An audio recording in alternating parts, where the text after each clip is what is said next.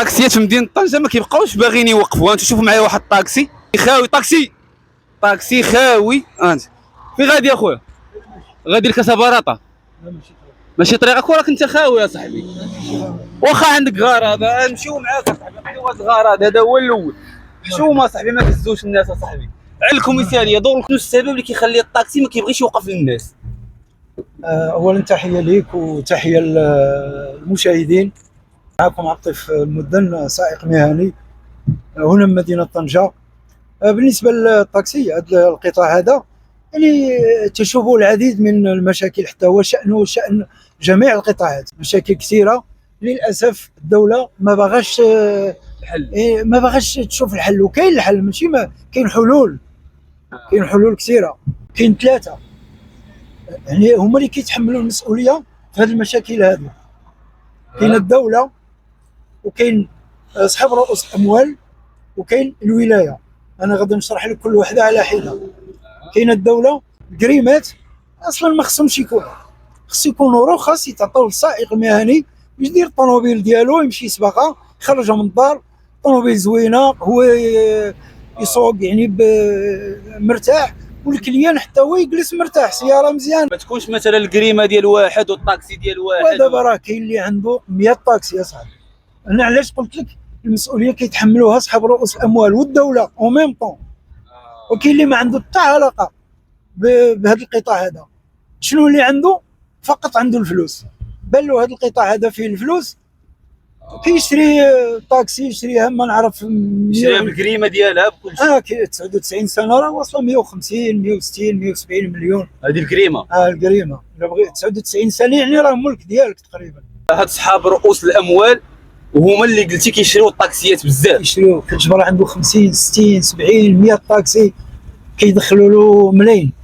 هو الطاكسي نيت كيدخل الملايين طاكسي. هو الطاكسي، هو مثلا الطاكسي كيدي له 400 500 درهم ما بين الصباح والعشيه، 500 درهم مثلا في النهار، وحسب شحال عنده من طاكسي وشحال غيدخل في النهار.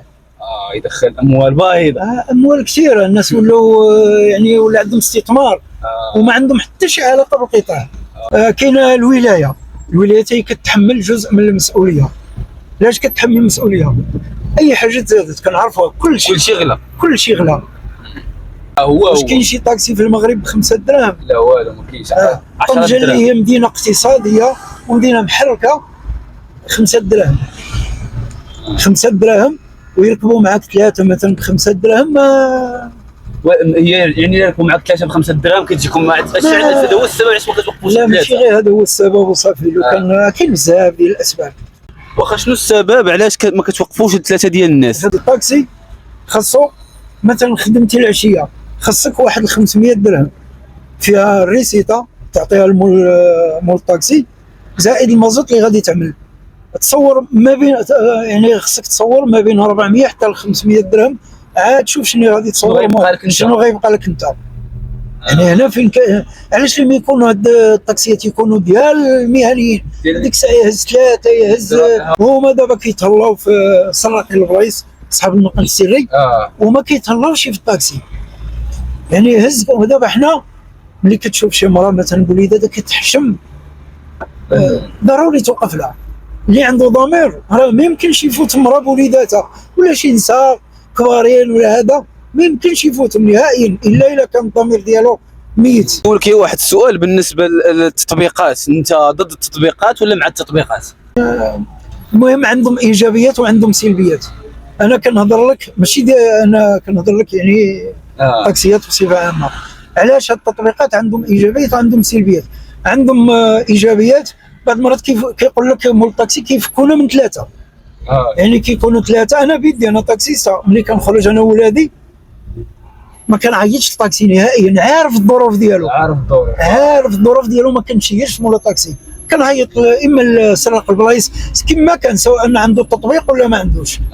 لان حتى هاد اصحاب التطبيقات تما راه في نظر القانون راهم كما كنقولوا النقل السري، حتى النقل السري انا ما مقنينش. كاين راه شي مرات السي عبد اللطيف راهم كيعتقوا.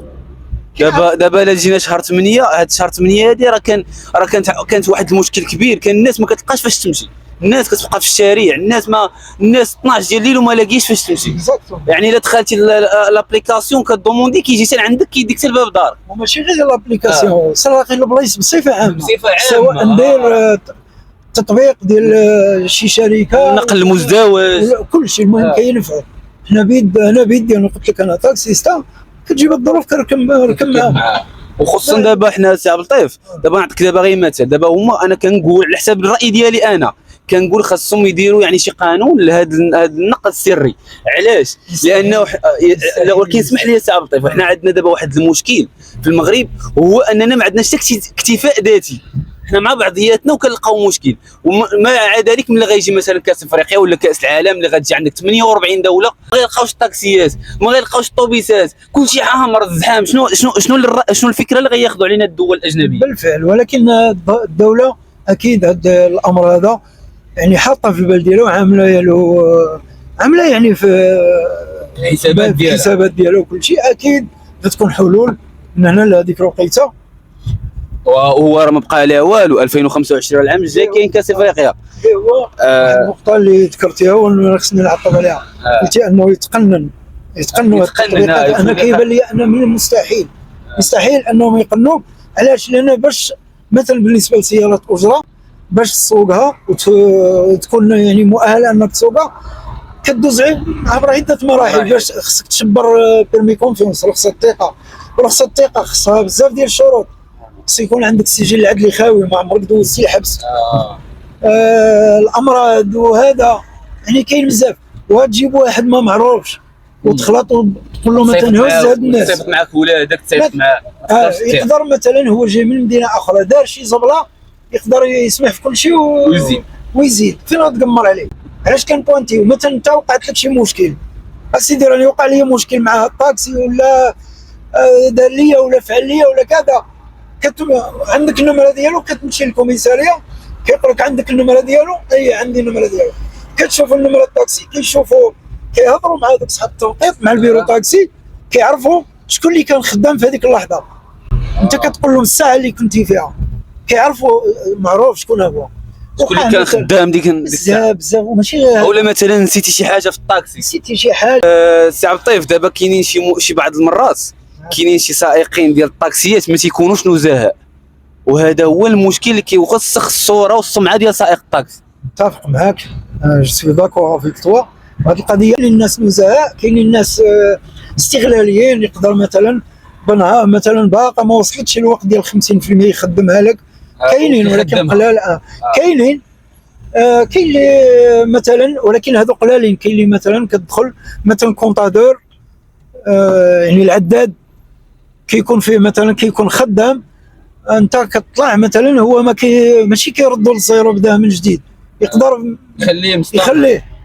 انت كتركب مثلا بواحد 12 درهم 13 درهم، تقدر تجبر 22 23 25 درهم. ولكن هذه قليله هنا في طنجه، وحتى ديك ديال تطوال الطريق حتى هي قليله هنا في طنجه. في مرات كنقول الله يحسن العون مول الطاكسي، حتى انا كنقول اصعب مهنه. علاش؟ لان السوقان راه صعيب، وخصوصا السوقان في بلادنا. انت كتعرف السوقان في بلادنا يعني صعيب بزاف، وكيطلع معك كي قلتي انت واحد حماق، يطلع معك واحد بعقل، يطلع معك واحد ما عنده شي مشكل نفساني، ما يعني انت كتجهز جميع الفئات كدوزهم في النهار. كنت كنكتب يوميات سائق سيارات اجره صغيره. هذه كنت دايرها وراك على بالك، عندي قناه في اليوتيوب. المهم بالنسبه للاخوان، السائق المهني ديالنا عبد اللطيف المدن راه عنده صفحه، راه غادي نخليها في اول تعليق، صفحه وقناه على اليوتيوب ديالو، قصص حكايات منوعات بلا ديكوا، يعني ما كاينش قصص وكدير اسباس حكايات، دير واحد الفراغ اسباس منوعات، قصص حكايات منوعات. اغلب القصص اللي ليهم فاديه ولا من الكتابه ديالي انا على فكره، حتى صحاب يعني شوفريه الطاكسيات حتى هما فيهم ناس مثقفين، وفيهم الناس عندهم شواهد عليا، والناس عندهم مستويات يعني فيهم حتى فيهم طوب وحجر. فيما مشيتي الناس طوب وحجر. الاخوان غادي نخلي لكم الرابط ديال الصفحه ديالو والرابط ديال القناه ديالو ديال اليوتيوب. راه كاتب كيكتب القصص يعني بيدو ومن الافكار ديالو. ومهم الاخوان، تحياتي لكم وتبارك الله عليكم، كنشكركم بزاف. كان معنا عبد اللطيف المدن سائق طاكسي بمدينه طنجه. تحياتي لكم وتبارك الله عليكم، وتحيه للسي طيف، كنشكرك بزاف اسيدي. خليو معكم شي تعليق، اي واحد عنده شي تساؤل فمرحبا به يخليه في التعاليق، راه غادي نقراو التعاليق ديالكم كاملين ان شاء الله.